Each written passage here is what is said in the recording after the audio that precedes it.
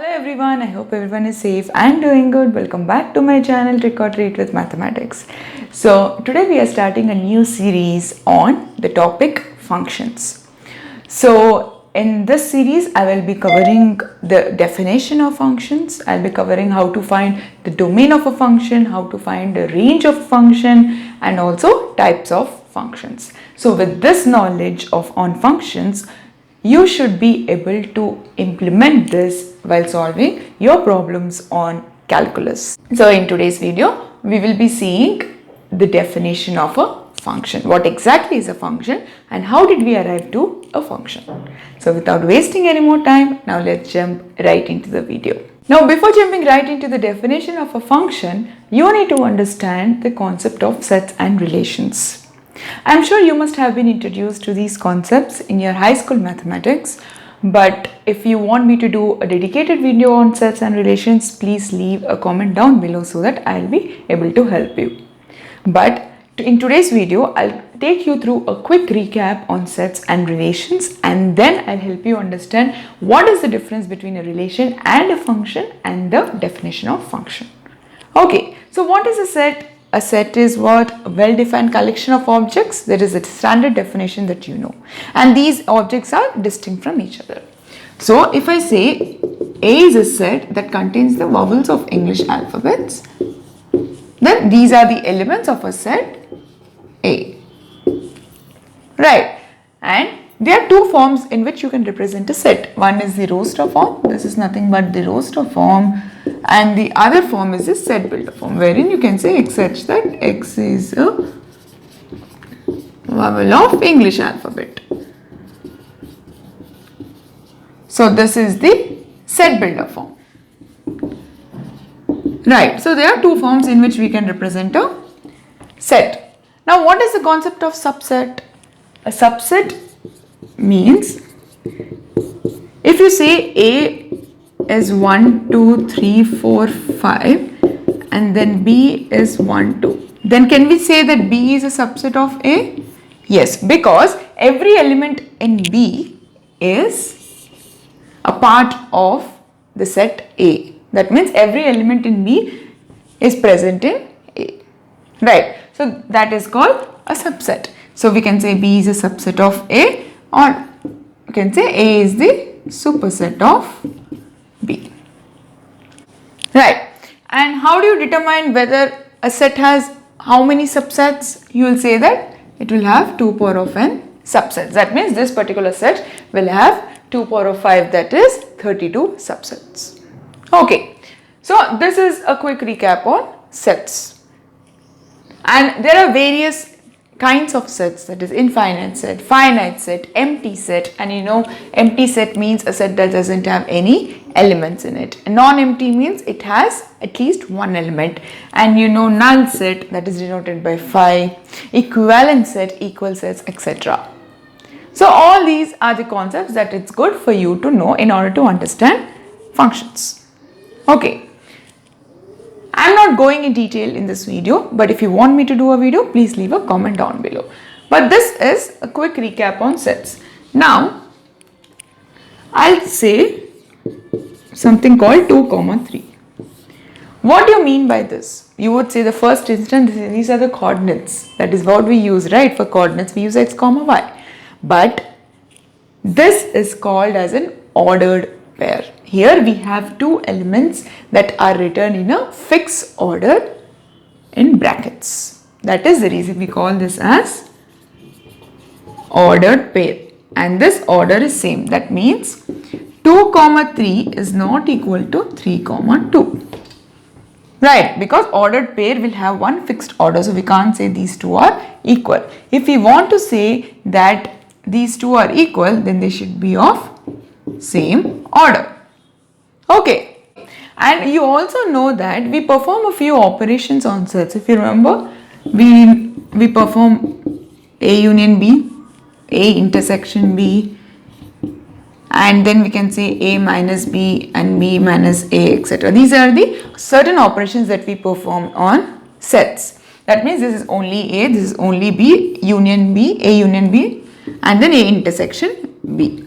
So we use Venn diagrams frequently to get the or to perform the operations.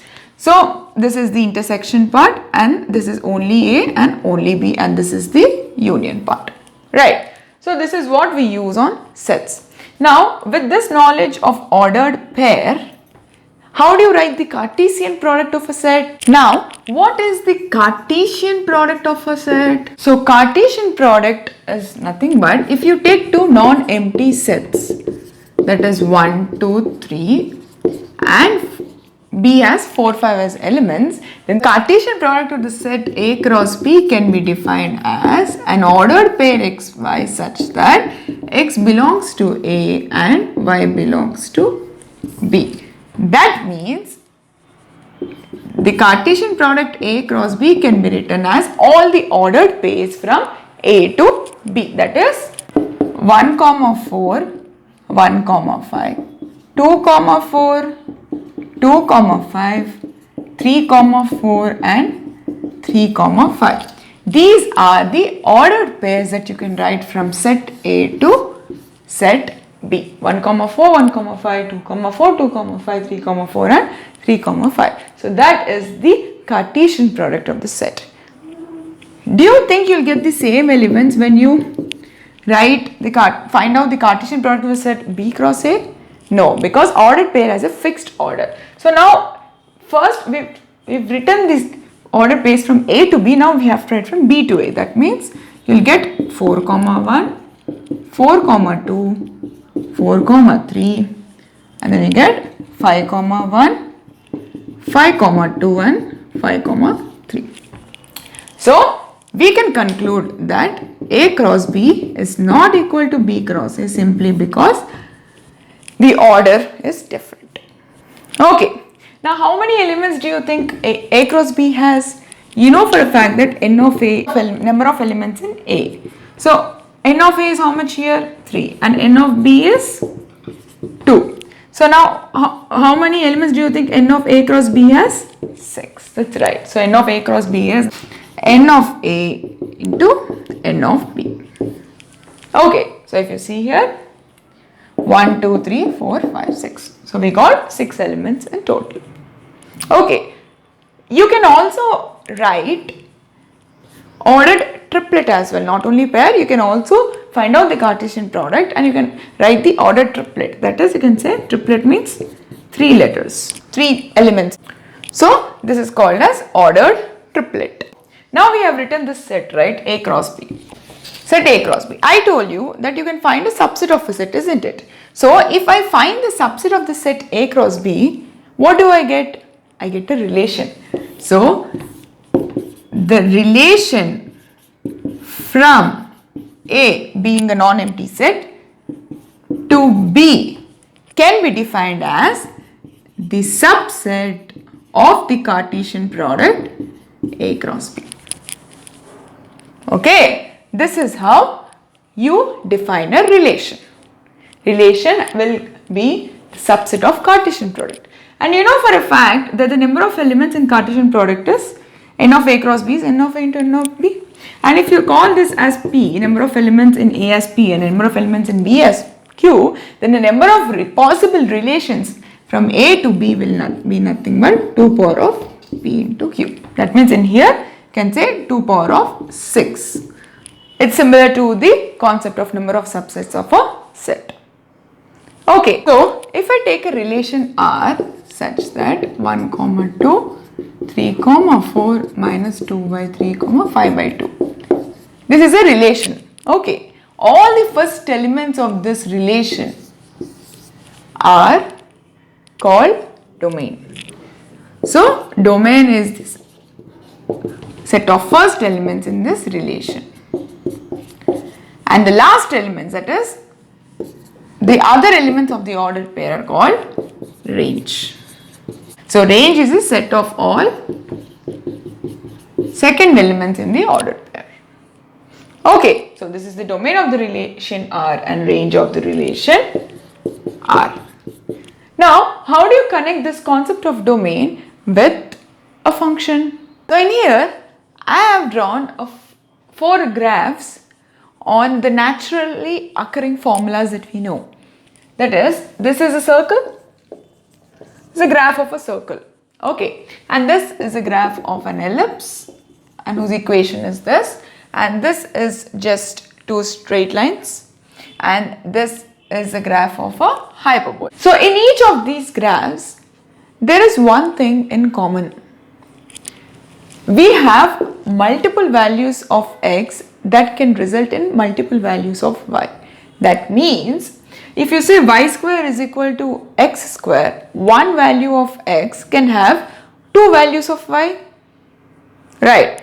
For example, if you say, I want the value of y, this is x-axis and this is y-axis, right? I want the value of I when x is y when x is equal to 1. How much do you get? You have two values of y here. One is this and one is this. That means for one value of x, you have two values of y. Right. So this phenomenon occurs across all these formulas, all these graphs. That is a relation. It's not a function. A function means there should be only one value for x.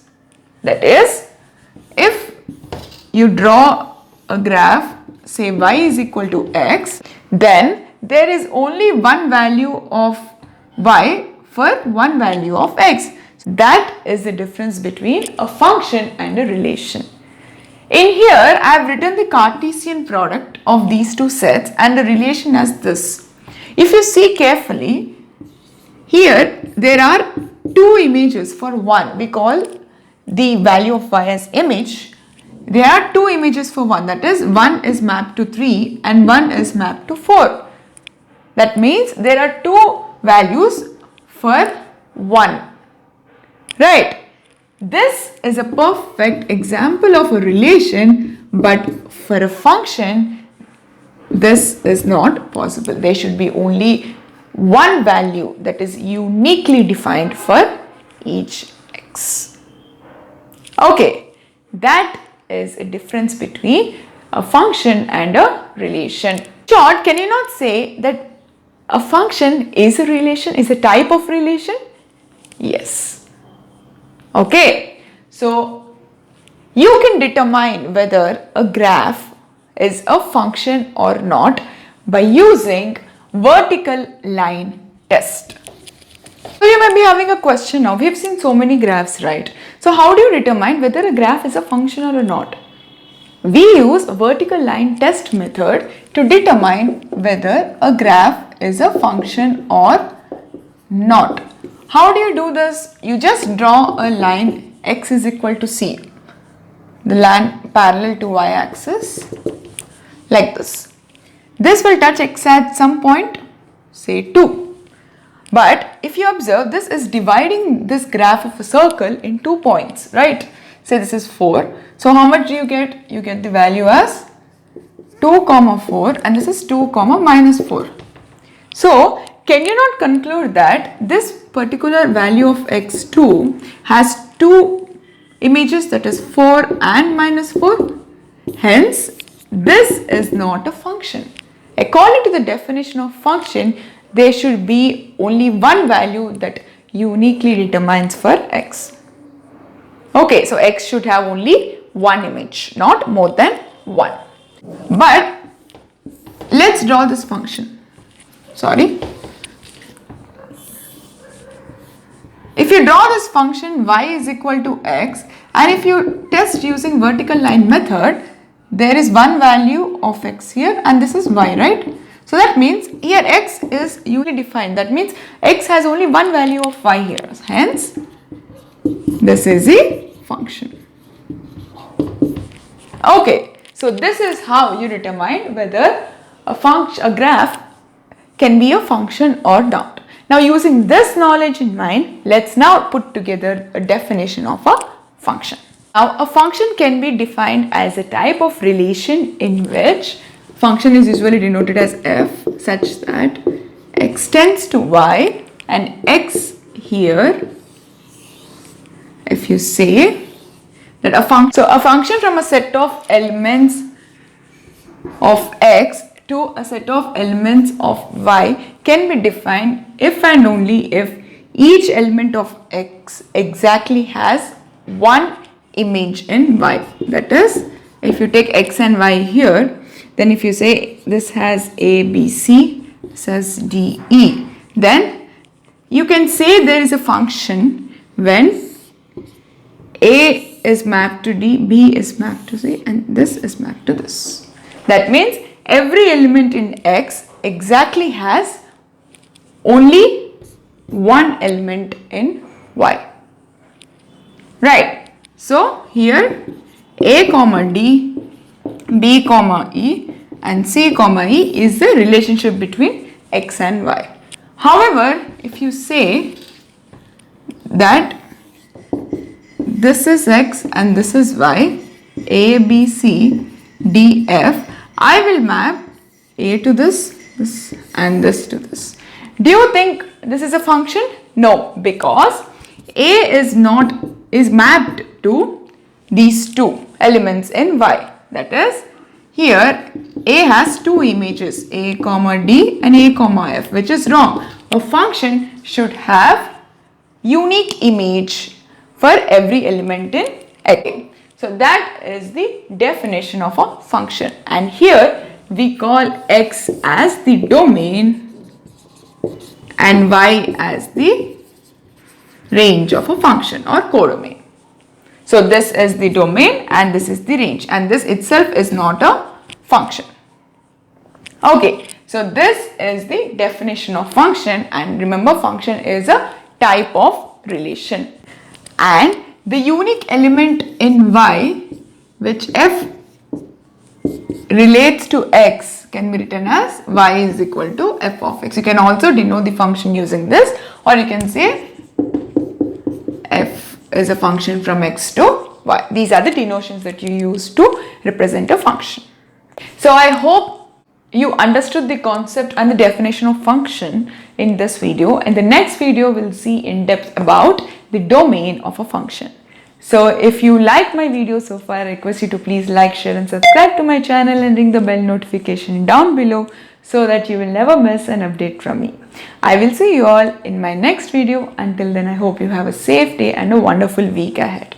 Bye.